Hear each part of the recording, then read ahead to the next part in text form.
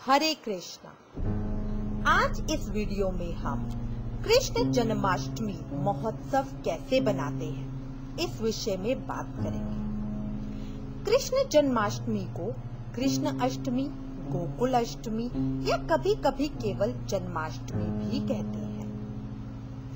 कृष्ण जन्माष्टमी भगवान के जन्म की स्मृति की सबसे बड़ी और सबसे पवित्र हिंदू त्योहारों में से एक है।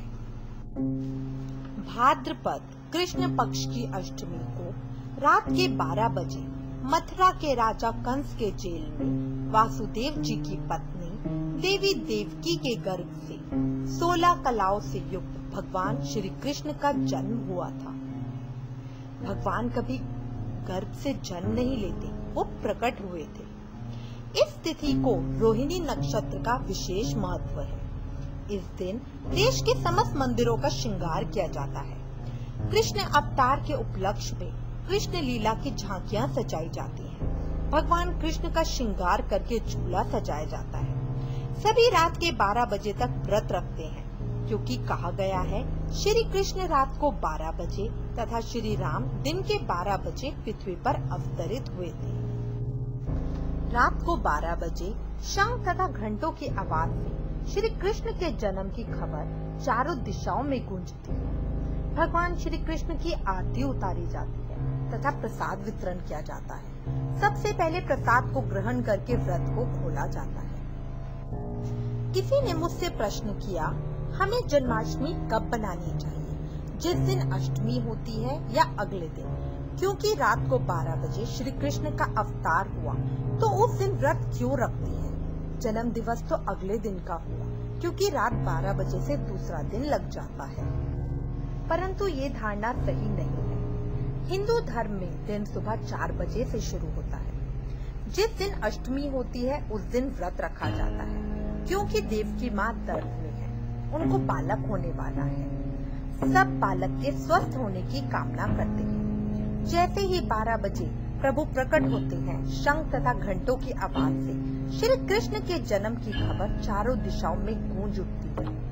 भगवान श्री कृष्ण की आरती उतारी जाती है तथा प्रसाद वितरण किया जाता है। सबसे पहले प्रसाद को ग्रहण करके व्रत को खोला जाता है। अगले दिन हम सब नंदोत्सव बनाते हैं, क्योंकि रात को वासुदेव जी श्री कृष्ण को नंद बाबा को दे आए थे, इसलिए अगले दिन नंदोत्सव बनाया जाता है। नंद के आनंद भयो जय कन्हैया लाल की। कृष्ण जन्माष्टमी बनाने का कोई कठोर नियम नहीं है। जिस प्रकार आपका मन करे उस प्रकार ये त्योहार मनाया जा सकता है। हर साल लोग बड़ी धूमधाम और उत्साह के साथ भगवान कृष्ण के जन्मदिन का जश्न बनाते हैं। विशेष पूजा का आयोजन किया जाता है। पूजा सेवाएं होती है। मंदिरों के साथ घरों में भी पूजा गृह को सजाया जाता है तथा झांकियों का प्रदर्शन किया जाता है। पूरा दिन भगवान श्री कृष्ण की अपने सांसारिक निवास में अपने प्रवास के दौरान की गई लीलाओं को याद करके समर्पित किया जाता है। पूरा दिन विशेष आरतियां, प्रार्थनाएं, सेवाएं, लीला प्रदर्शन तथा प्रभु की प्रशंसा में भजन, भक्ति, गीत आदि करे जाते हैं। प्रभु को विशेष भोग लगाया जाता है। कुछ भक्त 56 या 108 भोग भी लगाते हैं। 56 या 108 भोग अगर लगाना है तो उसकी तैयारियां कुछ दिनों पहले से शुरू होती है। जो खाना खराब नहीं होता उसको बनाकर स्वस्थान पर रख सकते हैं। माता देव की जापे में है, इसलिए उनके लिए विशेष गुड़ की पात, गुड़ की बर्फी, पंजीरी, नारियल और धनिये की बर्फी आदि बनाई जाती है। सबसे पहले मंदिर को बहुत सुंदर सजाया जाता है। श्री कृष्ण लीलाओं की झांकियां भी बनाई जाती हैं। श्री कृष्ण का अभिषेक किया जाता है। फिर श्री कृष्ण को नए कपड़े, बांसुरी और श्रृंगार, गहने इत्यादि पहनाए जाते हैं। उस दिन उनको सिंहासन की जगह झूले पर बिठाया जाता है। प्रभु के दर्शन कर पालना हिलाते हैं। रात को 12 बजे घंटों तथा शंख बजाकर प्रभु के अवतरण की सूचना देते हैं। प्रभु की आरती करते हैं, उनको भोग लगाते हैं। फिर प्रसाद ग्रहण करके अपना व्रत खोला जाता है। अगले दिन नंदोत्सव का जश्न मनाया जाता है। मंदिर की सजावट और श्री कृष्ण के विशेष कपड़े तथा श्रृंगार श्री कृष्ण को प्रसन्न करते हैं। इसके अलावा विभिन्न ताजा फूलों के साथ भी श्रृंगार तथा सजावट की जाती है। ये पूरा दिन प्रभु भक्ति में लगाना चाहिए। पूरा दिन प्रभु का ध्यान होना चाहिए। घर या मंदिर में कीर्तन का आयोजन किया जाता है। हिंदू धर्म के पसंदीदा भगवान श्री कृष्ण के जन्मदिन पर उनके नेता, नायक, रक्षा, दार्शनिक, शिक्षक और दोस्त सभी भूमिकाओं को प्रदर्शित करने का एक विशेष अवसर होता है। भगवान श्री कृष्ण की भक्ति, गीता तथा भागवत पढ़ना, भजन सुनना, प्रभु की पूजा करना और उनकी कहानियों और कार्यक्रमों को सुनना, पूरा दिन और रात व्रत करना तथा भक्ति गीत गाना और मंत्र ओम नमो भगवते वासुदेवाय का जाप करना चाहिए। श्री कृष्ण के जन्म स्थान मथुरा और वृंदावन में ये उत्सव महान धूमधाम से मनाया जाता है।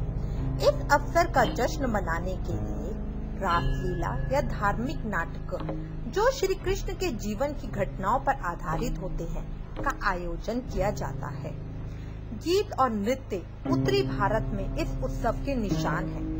सभी बहुत प्रेम, उल्लास तथा हर्ष से इस उत्सव का आनंद लेते हैं। आधी रात में शिशु कृष्ण की मूर्ति को नहलाया जाता है और शंख और घंटी बजाकर प्रभु के आगमन की सूचना दी जाती है। बाल गोपाल को सजाकर पालने में विराजित किया जाता है। महाराष्ट्र के दक्षिण पश्चिम राज्य में लोग भगवान के बचपन की माखन चोरी लीला करते हैं। मिट्टी के बर्तन से मक्खन और दही चोरी करने के लिए बर्तन को बहुत ऊंचाई पर लटका दिया जाता है। युवा लोगों का समूह उस तक पहुंचने के लिए मानव पिरामिड बनाते हैं। अंत में एक सबसे ऊपर जाकर मिट्टी के बर्तन को तोड़कर सब में मक्खन व दही बांट देता है। इसे दही हांडी उत्सव भी कहते हैं। श्री कृष्ण के देश द्वारका, गुजरात में इस उत्सव के लिए भारी भीड़ आती है तथा इस दिन आनंद की सीमा ही अलग होती है। जन्माष्टमी का भारत के पवित्र लेखों में वर्णन किया गया है कि यह खुद भगवान श्री कृष्ण की सांसारिक उपस्थिति का स्मारक है। प्रतिवर्ष दुनिया भर में लोग इस उत्सव को भारी मात्रा में बनाते हैं और अकेले अमेरिका में 2 लाख लोग इस उत्सव को बनाते हैं। यह दुनिया के सबसे बड़ा धार्मिक त्योहारों में से एक है। जन्माष्टमी पूरी तरह से श्री कृष्ण के विचारों में खुद को डुबोने का उत्सव है। श्री कृष्ण भागवत गीता में कहते हैं, प्यार के साथ एक पत्ती, फूल, फल या पानी मुझे दिया जाए तो मैं उसे स्वीकार करूंगा। ध्यान देने वाली बात है प्यार के साथ। श्री कृष्ण भक्ति में प्रभु के प्रति प्रेम महत्वपूर्ण है, इसलिए वस्तुओं से ज्यादा प्रेम मायने रखता है। अपने प्यार और भक्ति से आप प्रभु को कुछ भी अर्पण कर सकते हैं। आप प्रेम से प्रभु के लिए एक विशेष उपहार खरीदें। श्री कृष्ण के लिए आप एक कार्ड बना सकते हैं और उसमें अपनी भावनाएं लिख सकते हैं और प्रभु को दे सकते हैं। प्रभु के जन्म तक उपवास रखा जाता है, परंतु यदि आप उपवास नहीं रख सकते तो एक समय भोजन करें। बच्चों को भी राधा, कृष्ण और उनके सहयोगियों के रूप में तैयार करें और फिर कृष्ण की लीलाओं के अभिनय का आनंद लें। मैं फिर से बताना चाहूंगी, उत्सव बनाने, मंदिर सजाने, झांकी बनाने आदि कार्यों का कोई निश्चित नियम नहीं है। यह दिन आपका प्यार एवं भक्ति प्रदर्शित करने का दिन है। प्यार प्रदर्शन का तरीका प्रत्येक व्यक्ति का अलग होता है। मैं प्रभु की हर वस्तु अपने हाथों से बनाना, उनकी सेवा करना, उनका भोग बनाना आदि कार्यों से उनके प्रति अपने प्यार को महसूस करती हूँ। एक साधक ने मुझसे कहा कि वो बाल गोपाल के लिए सोने के कंगन बनवा रहे हैं। ये अच्छी बात है। तेरा तुझको अर्पण, क्या लागे मेरा। हमारा यहाँ कुछ नहीं, जो कुछ है उसका दिया है। एक अन्य साधक ने मुझे बताया कि वो प्रभु की पोशाक अपने हाथों से बनाती है, जबकि उनके पास सिलाई मशीन भी नहीं है। ये मुझे प्रेम का सही उदाहरण लगा। जब हमारे पास सभी साधन है, तब शायद हर कोई सेवा कर लेगा, पर बिना साधनों के मन से सेवा बहुत महत्व रखती है। इसीलिए प्रभु ने भक्ति में कोई निश्चित नियम नहीं बनाए। वो सबका मन देखना चाहता है, कौन उसके लिए क्या करता है। कहने का तात्पर्य है, प्रेम की कोई सीमा नहीं, प्रेम का कोई नियम नहीं। कृष्ण जन्माष्टमी की कथा। द्वापर युग में पृथ्वी पर राक्षसों के अत्याचार बढ़ने लगे। पृथ्वी गाय का रूप धारण कर अपनी व्यथा सुनाने के लिए तथा अपने उद्धार के लिए ब्रह्मा जी के पास गए। ब्रह्मा जी सभी देवताओं को साथ लेकर पृथ्वी को विष्णु के पास क्षीर सागर में ले गए। उस समय भगवान विष्णु अनंत शैया पर शयन कर रहे थे। स्तुति करने पर भगवान की निद्रा भंग हो गई। भगवान ने ब्रह्मा एवं सब देवताओं को देखकर उनके आने का कारण पूछा, तो पृथ्वी बोली, हे भगवान, मैं पापों के बोझ से दबी जा रही हूँ, मेरा उद्धार कीजिए। यह सुनकर श्री विष्णु भगवान बोले, मैं ब्रज मंडल में वासुदेव की पत्नी देवकी के गर्भ से जन्म लूंगा। तुम सब देवतागण ब्रज भूमि में जाकर यादव वंश में अपना शरीर धारण करो। इतना कहकर भगवान अंतर्ध्यान हो गए। इसके पश्चात देवता ब्रज मंडल में जाकर यदुकुल में नंद, यशोदा तथा गोप गोपियों के रूप में पैदा हुए। द्वापर युग के अंत में मथुरा में अग्रसेन राजा राज्य करते थे। अग्रसेन के पुत्र का नाम कंस था।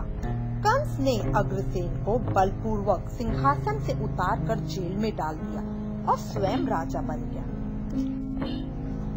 कंस की बहन देवकी का विवाह यादव कुल में वासुदेव के साथ निश्चित हो गया। जब कंस देवकी को विदा करने के लिए रथ के साथ जा रहा था, तो आकाशवाणी हुई, हे कंस, जिस देवकी को तू बड़े प्रेम के साथ विदा कर रहा है, उसका 8वां पुत्र तेरा संहार करेगा।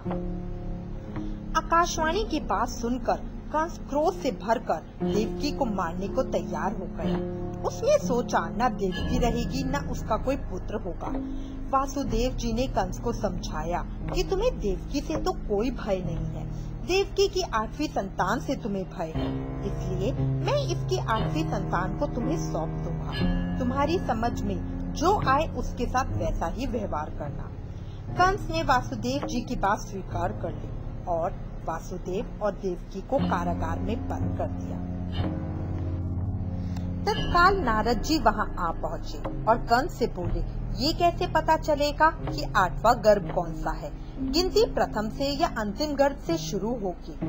कंस ने नारद जी के परामर्श पर देवकी के गर्भ से उत्पन्न होने वाले समस्त बालकों को मारने का निश्चय कर लिया। इस प्रकार एक एक करके कंस ने देवकी के 7 बालकों को निर्दयता पूर्वक मार डाला। भाद्रपद के कृष्ण पक्ष की अष्टमी को रोहिणी नक्षत्र में श्री कृष्ण का जन्म हुआ। उनके जन्म लेते ही जेल की कोठरी में प्रकाश फैल गया। वासुदेव देवकी के सामने शंख, चक्र, गदा तथा पद्मधारी चतुर्भुज भगवान ने अपना रूप प्रकट कर कहा, अब मैं बालक का रूप धारण करता हूँ। तुम मुझे तत्काल गोकुल में नंद के यहाँ पहुँचा दो और उनकी अभी अभी जन्मी कन्या को लाकर कंस को सौंप दो। तत्काल वासुदेव जी की हथकड़ियाँ खुल गयी, दरवाजे अपने आप खुल गए, पहरेदार सो गए।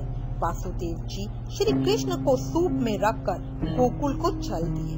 रास्ते में यमुना श्री कृष्ण के चरणों को स्पर्श करने के लिए बढ़ने लगी। भगवान ने अपना पैर लटका दिया। चरण छूने के बाद यमुना घट गई। वासुदेव जी यमुना को पार कर गोकुल में नंद बाबा के यहाँ गए। बालक कृष्ण को यशोदा जी की बगल में सुलाकर कन्या को लेकर वापस कंस के कारागार में आ गए। जेल के दरवाजे पूर्ववत बंद हो गए। वासुदेव जी के हाथों में हथकड़ियाँ पड़ गयी। पहरेदार जाग गए। कन्या के रोने पर कंस को खबर दी गई। कंस ने कारागार में जाकर कन्या को लेकर